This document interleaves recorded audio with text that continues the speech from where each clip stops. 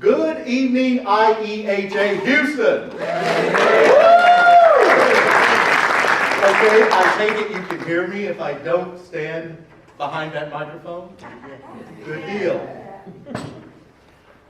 Now, I want to thank your president, Norma Elam, and your secretary, Bobby Davis, and your historian, Fidel Gonzalez, for inviting me this evening.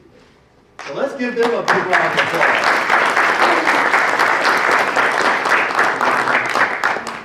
And I'll let you in on a little secret.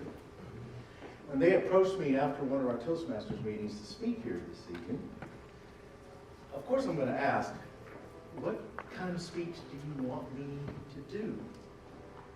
And they said, well, we're honoring a former board member who used to chair this gala, Mrs. Beatrice Hardy. And so we want you to do something uplifting. Uplifting. I said, okay. Well, let me share with you something that I've been lifting up lately. For about the last 6 months or so, I've been working with a personal trainer for a weightlifting goal. Specifically, deadlifting. My goal is to hit 250 pounds by 50 years of age, which is in April 2018, by the way. Now, when I'm in the weightlifting area, and I'm looking at the mirror in the front, and I do my lift, my chest is out. My gut's a little flatter. My shoulders, a little broader. Your back, looking pretty good, if I say so myself. And when I look at that side mirror, well, all I can say is that I'm well balanced.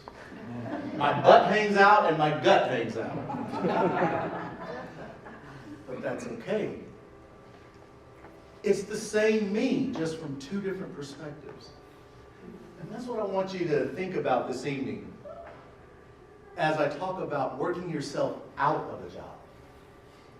What if you, instead of trying to stay in your job, work yourself out of the job?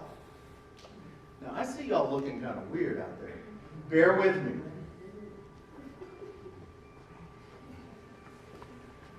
Now, as I'm working with this trainer, he has a lot of rules for me to keep me from injuring myself.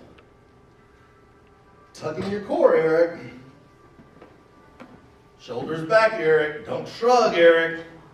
Breathe in when you lift. Exhale when you drop the weight. And I'll look at him and I'll say, too many friggin' rules, Eric, because his name's also Eric. Now I'm going to contrast that with what my wonderful Aunt Mary says. You can't tell grown folk what to do. So tonight, I'm not going to tell you how to work yourself out of the job. Instead, I'm just going to make some suggestions to you. And you can follow them if you choose. The first suggestion, and I'm really ashamed that I even have to say this, treat everyone with dignity and respect.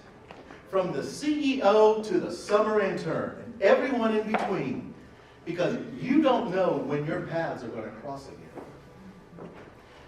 Growing up, especially in my teenage years, I always found it odd that as I went to the mall or a grocery store or even a drugstore with my mother, who is a retired educator, I found it odd that we always run into people she knew. And I really liked it when we ran into some of her former students. It was nice to see them actually approach her, and inevitably, almost every one of them would say, Mrs. Coy, you were tough but fair. You treated us all with respect. And I think that that's a legacy Mrs. Hardy would appreciate. Now, the second point I'd like to make is to be a teacher and a mentor. We've all heard that expression. Give a man a fish, he'll eat for a day. Teach a man to fish, and he'll eat forever. See, teaching is about transferring knowledge and skill. Contrast that with mentoring, which is about giving advice and opinion. It's sharing your wisdom. If teaching is showing someone the how to do something, then mentoring is the who, what, where, and especially the when. Who do you need to see to get something done? What needs to be done, and what do you need to do to avoid pitfalls? When is it best to approach these people or to perform this activity? And where can you find the information on your own? I had an opportunity to mentor my wonderful retired mother when I was in college. You see, she called me on a Sunday, and I was cramming like nobody's business for a physics exam for Monday evening. The phone call went a little like this. Good afternoon, this is Eric. Oh, hi, Mom. How are you? Good, good. What's up? Oh, Dad has to go back to church this evening, and he wants you to record the Cowboy game that comes on this afternoon. And you want me to walk you through programming the VCR?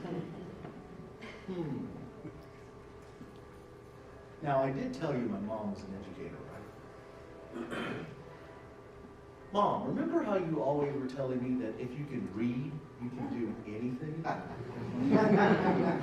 Okay, the instructions to the VCR are in the drawer above the shelf above the VCR. Read that and call me back if you have any problems. Love you, gotta go, bye, click. Now on the count of 3, I want you all to gasp. 1, 2, 3. See? I knew you wanted to, I just had to address the elephant in the room. And I know I could have handled that better. But I did check back in with her later that evening. She had gotten the VCR program, and she never asked me how to program it again. She learned on her own. Be a teacher, be a mentor. The last point I want to make is to learn to lead all levels of the organization, leading up, down, and across.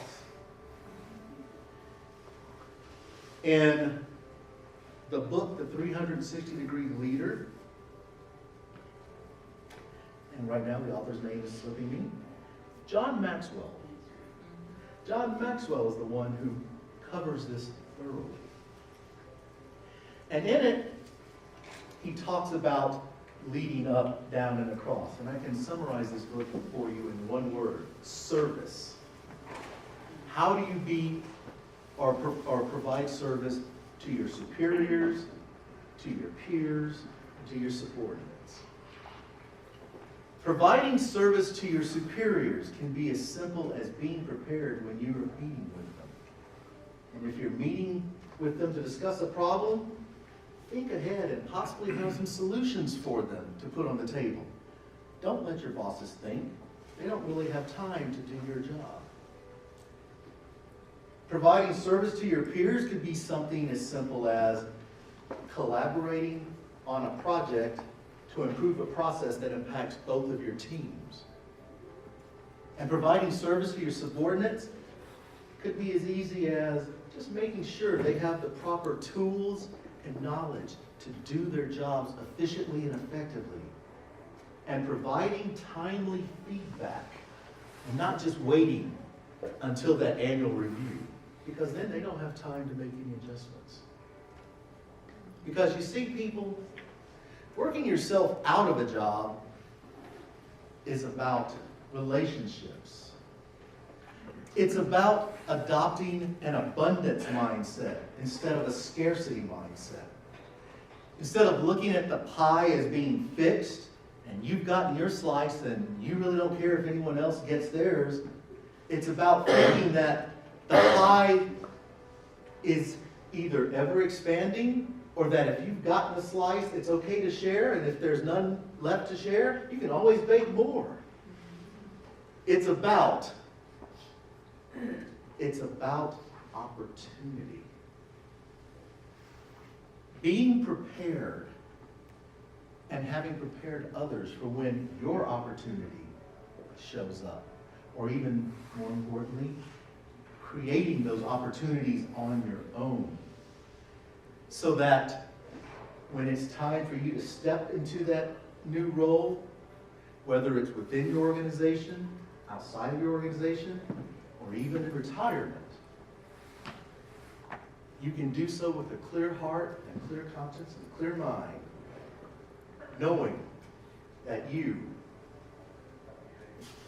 have pulled someone else up with you and groomed them to step into your shoes.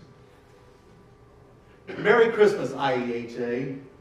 Thank you, and I return control to our Master of Ceremonies.